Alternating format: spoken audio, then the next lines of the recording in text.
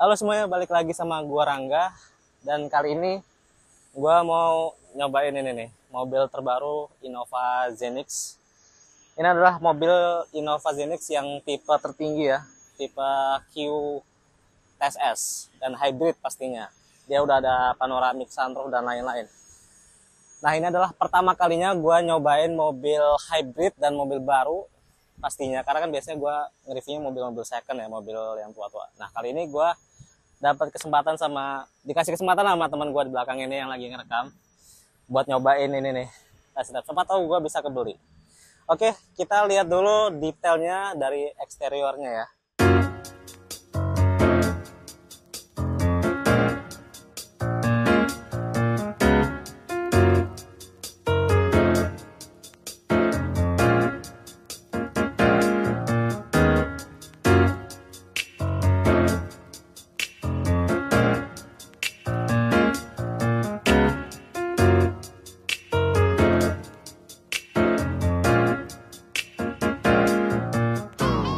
Kalau dari eksteriornya secara singkat, ini bagus ya, gede.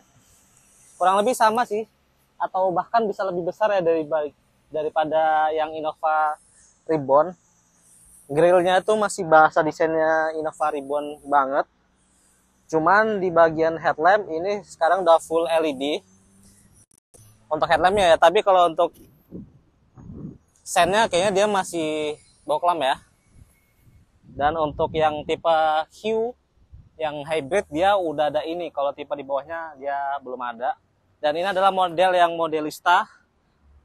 Dia udah ada fog lamp tipe V sama Q kalau nggak salah ya. Dia udah ada fog lamp, udah LED. Ini bisa jadi sen juga, tapi belum sequential.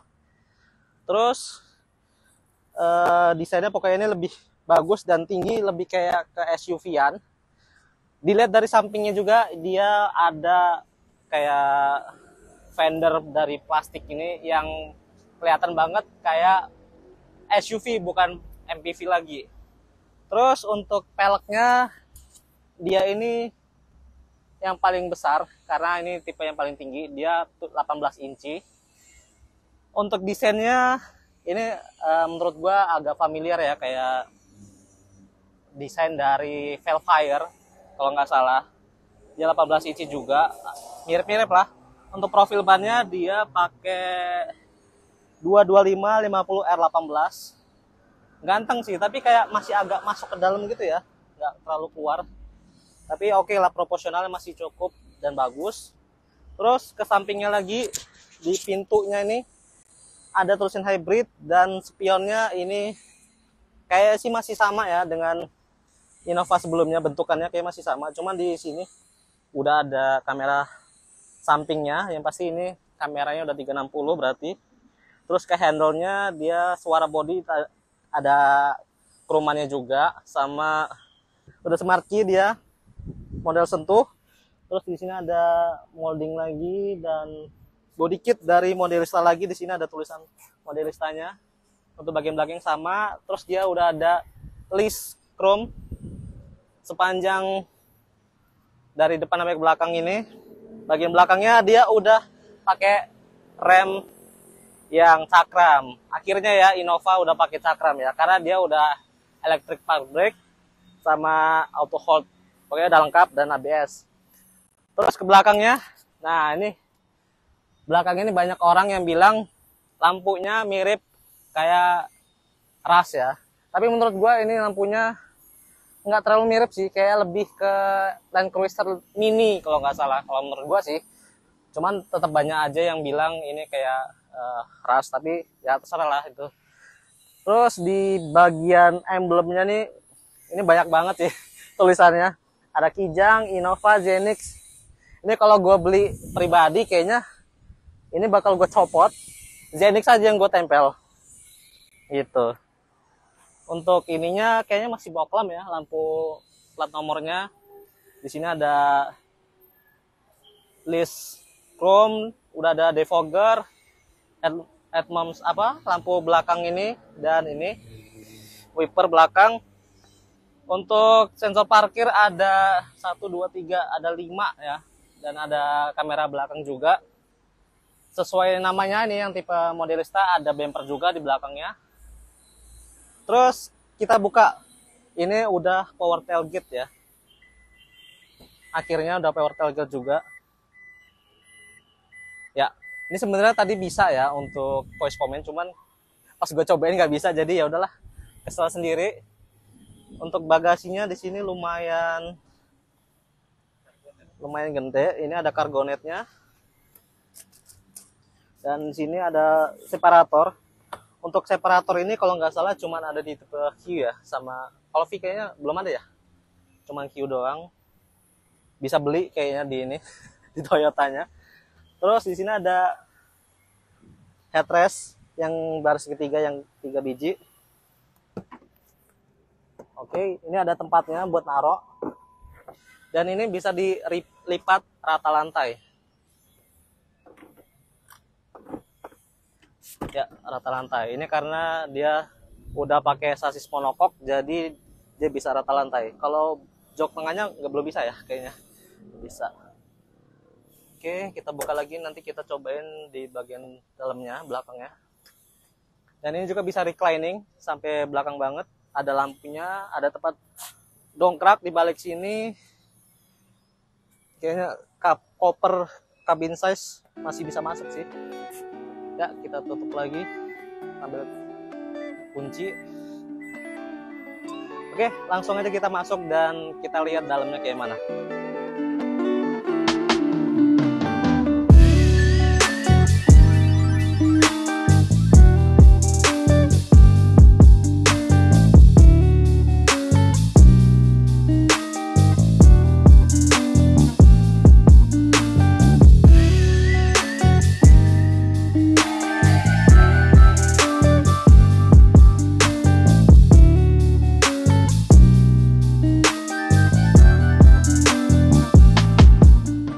Oke, sekarang gua udah di sini, udah di dalam maksudnya, dan langsung coba aja ya.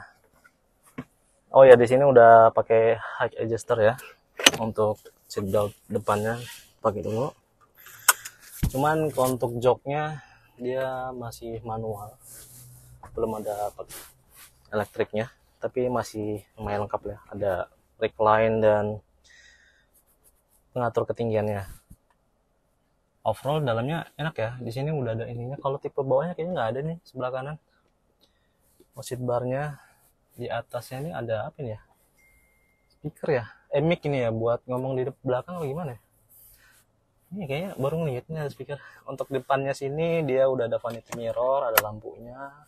Yang sebelah kiri ada juga. Terus untuk spionnya di sini udah pakai auto dimming. Terus untuk lampunya, tapi di sini sayangnya masih halogen.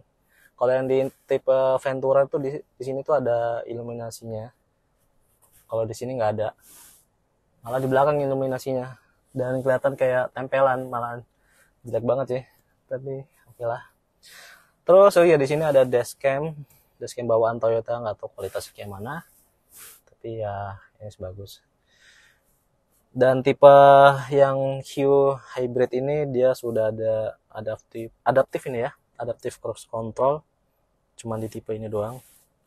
Dia udah ada parking brake, auto hold, ada drive mode-nya, dia bisa EV mode dan stability control.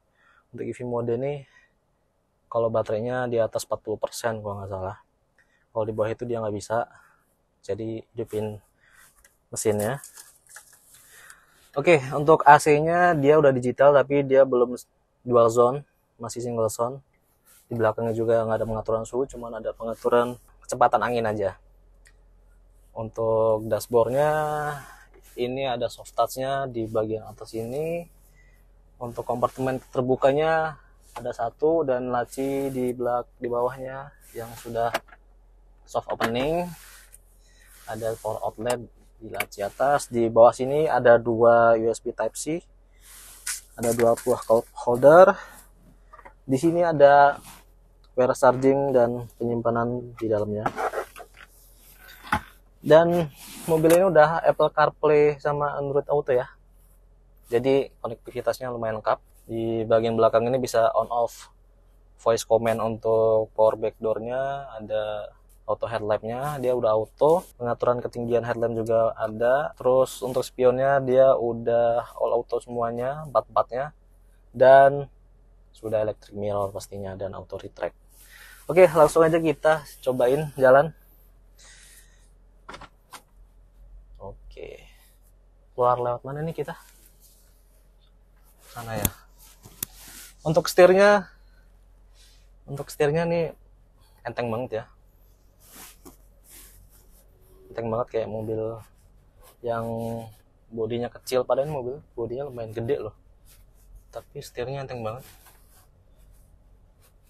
Ada pedal shiftnya, oh iya. Ini ada pedal shift, padahal ini transmisinya CVT, CVT sebutannya elektronik karena dia bisa digerakin pakai motor listrik aja. Makanya dia pakai CVT. Mana kiri ya? Untuk visibilitasnya di sini cukup terang karena ada panoramik yang seperti besar ini. Kayak bukan berasa Innova sih. Udah ada panoramik gitu. Rasanya kayak mobil-mobil di atasnya. Tapi ini harganya juga udah lumayan mahal. 600 juta. Gila. Kijang Innova dah beda banget sekarang. Kita keluar dulu. Ya, dia udah auto up and down, all auto semuanya. Kita coba kiri. Kalau gue ngomong merusak suara atau nggak? Gak apa-apa. Nah, di sebelah gue ini ada teman gue. Kalau misalkan kalian di daerah Lampung mau nyari mobil Fortuner ada, Innova Zenith terbaru juga ada. Ini Indian nggak kalau pesan? Inden Indian berapa bulan? estimasi bulan 2, kalau nggak bulan 3 kalau pesan bulan Desember. Kalau bulan Desember, terdapatnya di bulan Februari ya, 2 bulanan. Benar, 2 bulanan, bahkan bisa lebih. Bisa lebih ya. Oke, jadi kalau buat teman-teman yang tinggal di Bandar Lampung dan pingin dapetin mobil ini, coba hubungin kontak di bawah ini aja, nanti gue kasih nomor dia. Oke, ini ada bunyi apa nih? Oh, dia ngecas atau belum pakai seat belt. Oh ya, di bagian spion ini dia udah ada blind spot monitoringnya ya. Jadi kalau misalkan ada mobil di samping, di belakang, dia ada alertnya. Oke, ini gue cobain. Untuk suspensinya enak ya. Walaupun belakangnya belum independen. Karena mobil segini harusnya udah independen sih. Karena harga segini, harganya udah mirip dengan CR-V yang Prestige. Karena CR-V Prestige itu juga ada 600 jutaan, tapi belum hybrid ya. Tapi udah lumayan lengkap juga. Ya harganya udah mirip sih ini. Karena mobil ini udah jadinya bukan MPV lagi ya. Jadinya udah kayak high cross, atau high cross itu kan nama Innova ini di India ya. Kalau di sini di Indonesia Zenix. Zenix itu nama dari Zenith dan X-nya itu cross. Kalau Zenith itu puncak artinya. Jadi mobil ini kayaknya karena penjualannya terbaik lah kayaknya di MPV di Indonesia ya, makanya jadi puncak. Dia pingin mungkin jadi puncak lagi penjualannya. Kayaknya sih bakal ya, walaupun harganya udah sampai 600 juta, tetap aja sih orang-orang Indonesia tuh kayaknya kayak mobil 600 juta beli aja kayak beli kacang gitu. Semoga kita juga bisa beli semua lah ya. Amin. Boleh dibentuk gak sih ini mobil? Boleh. Boleh ya. Enak banget tuh tarikannya. Kalau dibejek otomatis ke mesin bensin. Mesin bensin ya? Dapat akselerasinya yang bagus. Jadi kalau digas stabil, otomatis dia balik ke listrik lagi. Oh, dia kombinasi nggak kalau untuk akselerasi tadi? Atau bensin aja? Oh. Oke, kalau di jalan pelan kayak gini, dia ada visual kamera 360-nya di sini. Tapi untuk kualitas gambarnya termasuk biasa aja ya. Nggak terlalu bagus untuk harga segini. Ini masih agak buram-buram. Padahal ini siang loh. Harusnya kalau siang tuh lumayan terang sih. Dan ini di sebelah ada Innova Grand Innova kayaknya, Grand Kijang Innova. Berasa kayak lebih tinggi gitu. Sampai diliatin. Ini mobil baru kali. Ini orang-orang penasaran. Tadi gue udah nyobain akselerasinya dan emang mobil ini lumayan enak ya. Kalau kalian lihat video teman-teman review yang lainnya, itu udah ada kayak tes track race segala macam, mobil ini lebih menang ya, untuk akselerasinya lebih kebut. Untuk spesifikasi dari mesinnya, dia itu pakai mesin yang sama dipakai dengan Foxy 2000 cc juga, tanpa turbo tanpa turbo. Untuk output mesinnya dia itu kalau nggak salah 200 berapa tenaganya, sekitar 200 HP-an. Untuk torsinya, untuk yang mesin bensin itu sekitar 184 Nm kalau nggak salah. Kalau untuk mesin dari elektriknya atau motor listriknya itu kalau nggak salah di 200 belasan gitulah, atau 200 sekian. Jadi kurang lebih kalau dikombinasiin tuh harusnya sekitar 300. Kurang lebih unggul dibandingkan torsi Innova Reborn yang diesel tertinggi ya. Makanya untuk akselerasinya mobil ini pastinya lebih kencang. Untuk kekedapannya ini lumayan kedap loh, walaupun dia udah pakai panoramic sunroof yang harusnya itu ngurangin kekedapannya. Suara motor tetap kedengaran sih dikit, tapi oke lah. Cakep sih mobil ini, sumpah. Kalau dari luar gue tadi papasan sama mobil Innova yang tipenya sama juga, dia tuh kelihatan ganteng banget ternyata. Untuk instrumen clusternya udah full TFT ya, walaupun layarnya nggak besar, nggak full, tapi udah lumayan. Di sebelah kirinya dia udah nggak ada RPM-nya lagi, nggak kelihatan RPM, jadi kita nggak tahu sekarang mobil ini jalan di RPM berapa. Dia ada kayak di eco, power, ataupun lagi deselerasi. Kalau lagi ngerem dia pastinya ngecas baterainya. Ini auto tripnya masih 1000-an ya, masih baru banget berarti. Untuk konsumsi BBM-nya per liter bisa sampai 20 kalau yang hybrid. dalam kota ya? Dalam kota 20. Kalau di luar kota itu maksimal di 25 kalau 25 ya. Toyota ya. Klaim Toyota sampai 25. Itu termasuk hemat banget ya. Kalau dibandingin sama mobil gua yang bensin 3000 cc coba 1,1/5. Wih, ini 5 kali lipatnya loh. Buset, emang mobil hybrid tuh the best sih. Nanti gue bakal nyobain duduk di belakang karena ada hal spesial di belakang tuh. Dia udah elektrik dan ada ottoman seat-nya. Dia udah pilot seat. Oh, bukan pilot seat cuma ada di ini ya, Alphard.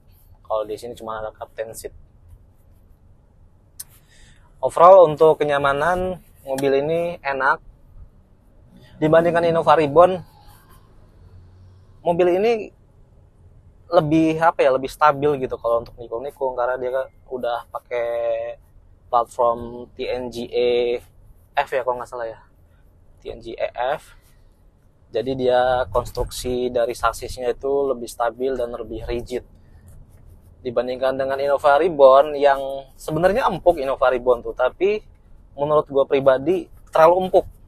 Empuknya tuh berasa limbung kalau yang Innova yang Reborn ya, karena kan dia pakai leather frame, ada sasis dan ada leathernya. Jadi dia ya khasnya inilah mobil leather frame itu kan empuknya itu ngayun, tapi kalau ini kayak lebih empuk-empuk dewasa gitu, enak lah. Kalau kata Omobi dan lain-lain tuh empuk-empuk yang udah lebih ke stiff, lebih enak. Setirnya juga untuk mainin jari enak nih, rame. Tapi di sini gue nggak bisa nyobain cruise controlnya karena jalan kota ya tahu sendiri lah. Tapi ini udah adaptif ya sebenarnya. Udah ada fitur TSS kan. Ini udah ada TSS, jadi kalau misalkan fitur-fitur kayak auto braking system atau apa sih yang ngerem mendadak kalau misalkan ada mobil di depan, ngerem mendadak juga dia ada. Terus pokoknya banyak banget lah, kayak keluar jalur dia ada intervensi dari setirnya, dia belokin lagi. Oke, sekarang kita coba belok ke sini. Untuk handlingnya enak nih, termasuk enak banget, empuk. Walaupun memang mobil ini pakai ring yang 18 inci dan profil bannya juga lumayan tipis, tapi tetap nyaman loh mobil ini. Apalagi kalau mobil ini diisi dengan full penumpang, mungkin bisa lebih nyaman lagi kali ya. Pastinya panoramiknya ini sih yang the best, gede banget, mantap sih.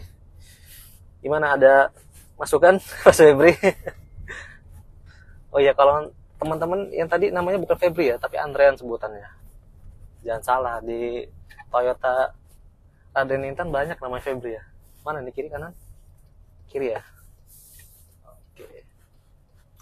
Terus untuk di pilar A nya dia ada kaca kecil, entah ini kaca bawaan dari Innova Ribbon kali ya, tapi Innova Ribbon kan kacanya lebih maju, tapi ini di jendela di satu pintu ini. Untuk visibilitasnya agak sedikit ketutup ya, karena ini pilar A nya gede banget, tapi nggak terlalu masalah sih. Untuk konektivitasnya, head unitnya ini udah termasuk lengkap. Tadi udah ada Apple CarPlay dan Android Auto yang sudah wireless, bukan sih? Sudah wireless ya. Untuk jalan keriting dikit ya nyaman, pasti tetap kerasa sih walaupun nyaman namanya mobil. Kalau mau yang lebih nyaman kayaknya memang mobil-mobil MPV boxy dari Toyota itu kayaknya jauh lebih nyaman sih. Tapi kalau ini dia kan udah masuk ke jadi kayak SUV, jadi dia punya ground clearance yang lebih tinggi. Jadi kalau misalkan mau dibawa keluar kota, jalan jelek, itu kayaknya masih bisa sih, lebih capable ini dibandingkan MPV boxy dari Toyota ya. Oke. Jadi gitu aja untuk impresi gua bawa mobil Innova Zenix tipe Q hybrid ini. Dan dia kalau gua lagi nge-rep, dia lagi ngecas. Sekarang gua paling mau nyoba di bagian belakang sebentar ya. Oke. Sekarang gua udah ada di belakang. Ini enak banget ya. Duduknya sih enak. Dan untuk panoramiknya dia masih dapat, headroomnya juga sekitar 5 jengkal, 5 jari. Di sini ada ambient light-nya cuma warna biru, ngaturnya di bagian tengah sini. Untuk AC-nya nih udah bisa auto, tapi suhunya kita nggak bisa ngatur. Dan di sini ada rear seat entertainment yang ada 2. Dan ini bisa di setel individu ya. Jadi ini Android. Jadi kalau misalkan di sini mau nyetel terserah bisa, di sini juga bisa. Jadi individual. Bisa nggak berantem lah ya, karena samaan. Untuk kaki nggak bisa ke depan karena di bagian penumpang depan dan supir itu ada baterai, jadi nggak bisa masukin kaki. Di sini ada armrest dan ada meja lipat di tengah sini, dan ada 2 buah cup holder. Armrestnya bisa diatur ketinggiannya. Terus di sini ada ottoman-nya. Kok nggak bisa diatur? Ottoman-nya dia elektrik di bagian bawah sini. Tapi kalau untuk di bagian belakang sini harusnya di bagian tengah yang sebelah kiri ya, kalau mau rasa lega. Enak banget sih ini kalau perjalanan jauh, apalagi kalau disupirin enak banget. Untuk di bagian belakangnya pasti lega banget. Oke, kita turunin, kita coba di bagian belakangnya sebentar. Untuk akses ke belakangnya, karena ini captain seat, jadinya dia mudah banget untuk pindah-pindah. Tinggal kita majuin aja ininya. Kita pindah ke belakang. Aduh. Ya. Pindah ke belakang sini. Ini rasanya masih lumayan lega. Ini agak lumayan mundur, tapi di sini ngepres sih untuk tinggi gua 180 kalau nggak salah. Di sini ada cup holder, ada penyimpanan terbuka. Di bagian samping sini ada cup holder 2 dan penyimpanan terbuka, ada power outlet juga. Di sini bisa baris bertiga, duduk bertiga. Kalau di sini cuma 2. Ada lampunya, ada seat belt 3 titik di bagian belakang. Apalagi ya? Di sini ada seat bar juga, tapi ini nggak bisa retract. Di bagian tengah bisa retract. Kita pindah ke depan dulu. Oke. Atau gerakan tangan di depan touchless panel. Terima kasih. Silakan masuk.